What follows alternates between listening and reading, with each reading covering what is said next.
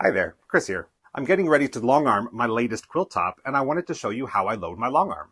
Now, I know not everybody has the luxury of having a long arm in their home, but a lot of these tips are good to know if you're going to be sending your quilt top out to have it long armed by somebody else.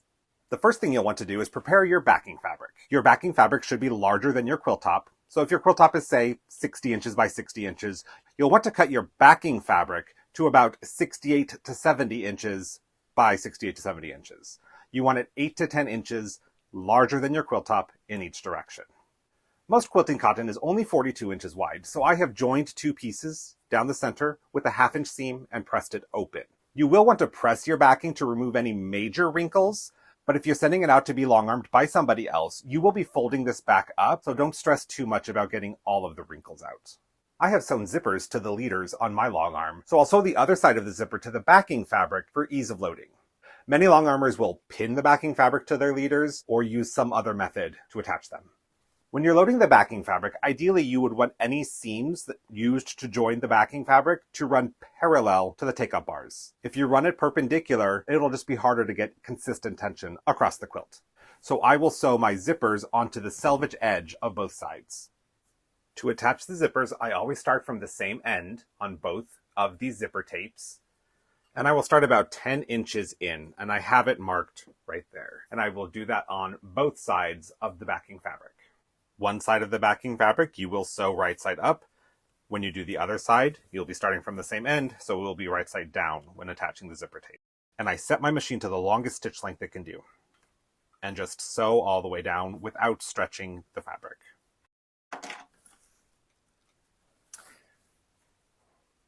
I have marked the entire length of this zipper tape at 1 inch increments so that I can tell when I sew on the other side, I should be at about 33 inches. And that's just to make sure I haven't stretched so that one side is longer than the other, because that will cause it to twist on the long arm frame.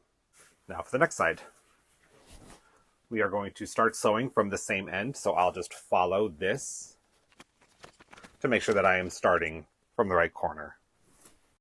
I'm going to make sure I'm starting from the same end of the zipper, so this is not the end that you insert to start zipping from, it's the end. Start at my 10-inch mark. And just sew it down.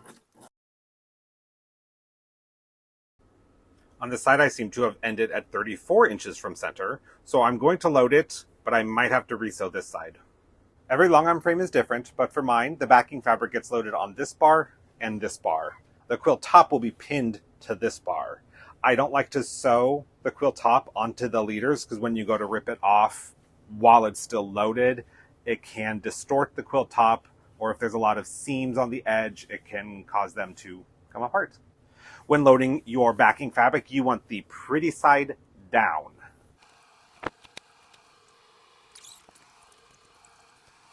For now, I'll just kind of loosely roll it onto this bottom bar to get the bulk out of the way. And now what I'll do is I will roll it onto this bar, smoothing it out, and then roll it all back onto this bar, which is where it will be worked from.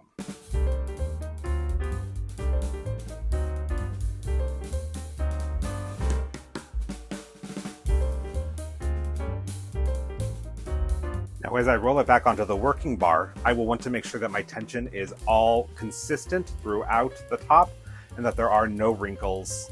This is the most important roll.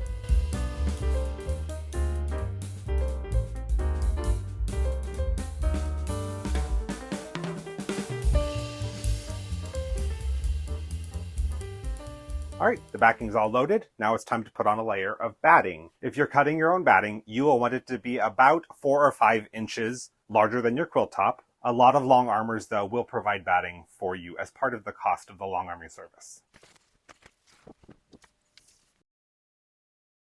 My quilt top is about 73 inches, so I will cut my batting at about 78 inches. You will want your batting to go between the quilt backing and the quilt top, so it's going to slide right between these two bars.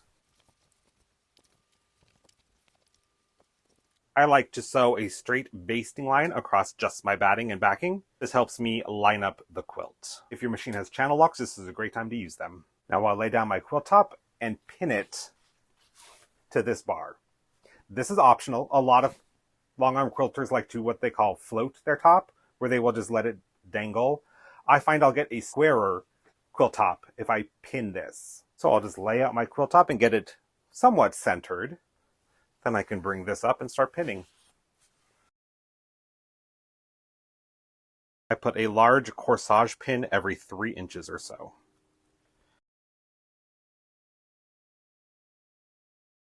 And now we evenly wind it onto the roll.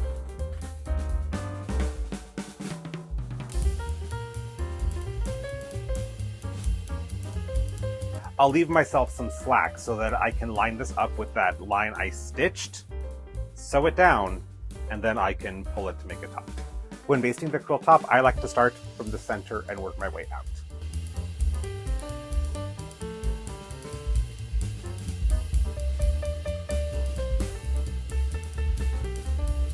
And now we're ready to get quilting.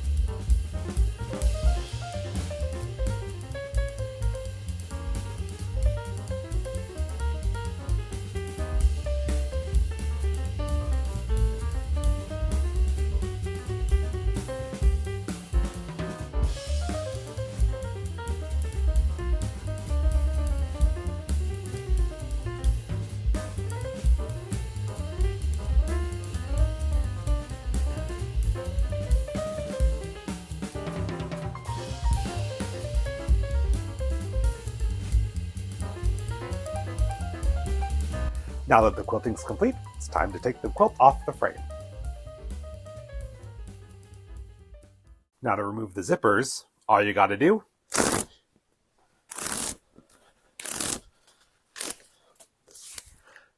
tear them right off. This is great if you have some thread that maybe isn't the best quality. Use that. It'll make it ripping off easier.